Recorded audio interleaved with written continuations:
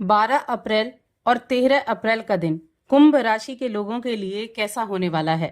जय माता दी दोस्तों, आप सभी का स्वागत है हमारे YouTube चैनल अमृता एस्ट्रो में। और इस वीडियो में मैं बात कर रही हूं इन 2 दिनों के कुंभ राशि फल के बारे में।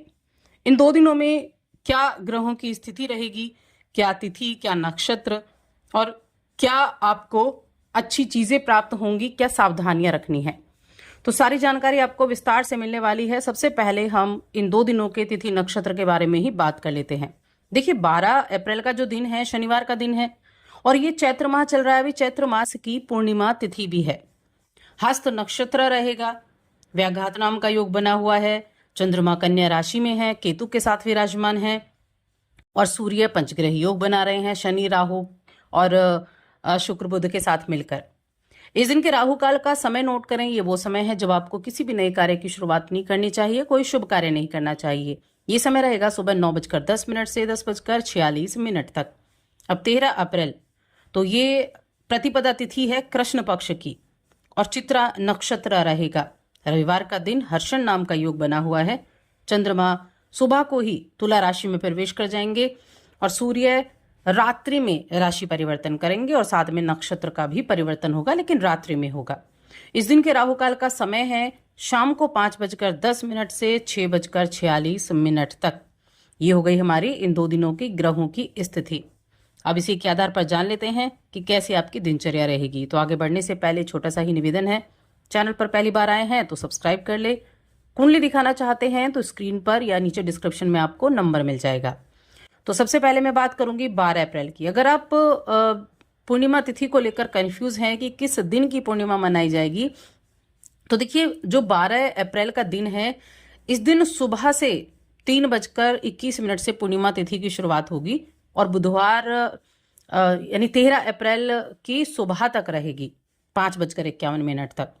तो ऐसी स्थिति में जो चैत्र पूर्णिमा का दिन है, जो ये 12 अप्रैल को ही मनाया जाएगा, तो बहुत अच्छा दिन है। सिद्ध दिन इनको बोला जाता है। पूर्णिमा की तिथि हो या फिर अमावस्या की तिथि हो, ये सिद्ध दिन होते हैं। और ये तो भगवान विष्णु, माँ लक्ष्मी की आराधना करने के लिए, अपने चंद्रदेव के अगर कुछ दोष हैं तो उनको ठीक करने के लिए बहुत ही अच्छा दिन है।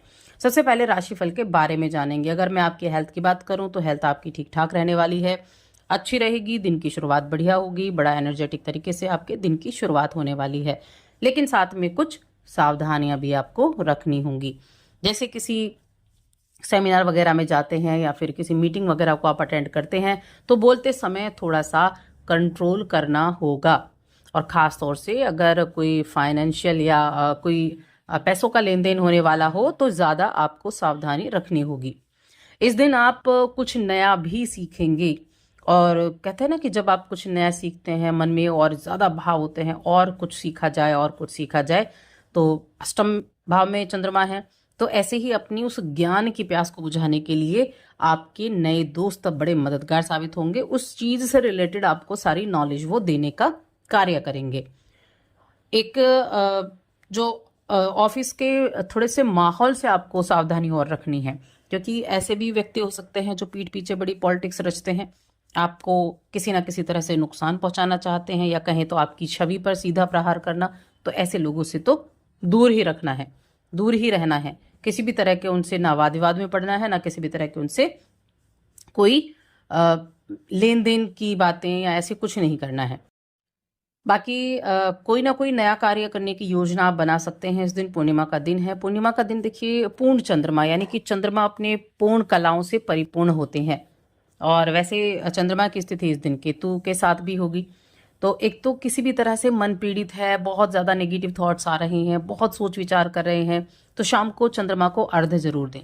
थोड़ा सा गंगा जल लें, थोड़ा सा उसमें पानी डालें, थोड़ा कच्चा दूध डालें और फिर चंद्रमा को अर्घ्य दें। माँ लक्ष्मी की आराधना करें या चंद्रदेव के मंत्र का भी जप कर सकते हैं। तो चंद्रमा कहीं ना कहीं काफ़ी ज़्यादा आपको शांत रहने की हिम्मत देने वाले हैं। बाकी आप अपना जो ध्यान है उसको अपने काम पर केंद्रित करने के लिए आपको थोड़ा संघर्ष करना पड़ेगा। मन जो है वो इधर उधर की चीज़ों पे ज़्यादा रह सकता है, तो थोड़ा अपने आप पर काबू रखें और जिस काम को कर रहे हैं उसमें सर्वश्रेष्ठ प्रदर्शन करने का कार्य करें। किसी भी तरह की नेगेटिविटी आपके अंदर नहीं होनी चाहिए, वरना गलतियां हो जाती हैं। अगर ऐसे हम सोच कुछ और रहे हैं और काम कुछ और कर रहे हैं तो वहाँ गलतियां होने की गुंजाइश सबसे ज़्यादा होती हैं। तो इस चीज़ को अवॉइड करना है, बेहद पॉजिटिव रहने की कोशिश करनी है। और दिन जरूर सौभाग्य आपके लिए लेकर आया है। थोड़े हल्के रंग के कपड़े पहनेंगे तो ये दिन आपके लिए एनर्जी देने वाला भी रहेगा। व्यवसाय करने वाले लोगों के लिए दिन अच्छा है। पारिवारिक जीवन बहुत शानदार होने वाला है। आप अपने रिश्तेदारों के साथ, ऐसे लोगों के साथ, ऐसे रिश्तेदारों के साथ आप आज जगह बिताना, यानी उनके ऐसे स्थान पर आप समय बिताना पसंद करेंगे जो आपको पसंद है। लेकिन जीवन साथी के साथ थोड़ी सी नोकझोंक हो सकती है। हो सकता है आप एक दूसरे को बातों को समझने में थोड़ी गलती हो जाए, जिसकी वजह से उदासी थोड़ी मन में हो जाए। यही प्रेम जीवन का हाल रहेगा। यानी प्रेम जीवन और वैवाहिक जीवन, इन दोनों में थोड़ी सावधानी है। लेकिन आपका जो फैमिली में मेंबर्स के साथ है या रिश्तेदारों के साथ बहुत अच्छा दिन होने वाला है। 13 अप्रैल की बात कर लेते हैं। 13 अप्रैल को सुबह को ही चंद्रमा का राशि परिवर्तन हो जाएगा और तुला राशि में आ जाएंगे। देखिए, तुला राशि में चंद्रमा का आना, एक तो पहली बात तो कन्या राशि से चंद्रमा गए तो आपके लिए वैसे भी चीज़ें जो हैं वो कहीं ना कहीं ठीक ही हैं। और कुंभ राशि के लिए नवम भाव में चंद्रमा का जाना भाग्य भाव में काफ़ी अच्छे रिजल्ट देने वाला होगा, भाग्य का साथ दिलाने वाला होगा। आज के दिन अपनी प्रगति को आगे लेकर जाने के लिए आप कुछ विज्ञापन वगैरह का सहारा ले सकते हैं। वैसे तो ये रविवार का दिन है, लेकिन आज ऐसी चीज़ों से आप जुड़ सकते हैं कि किस तरह से अपने काम को आप प्रमोट कर सकते हैं।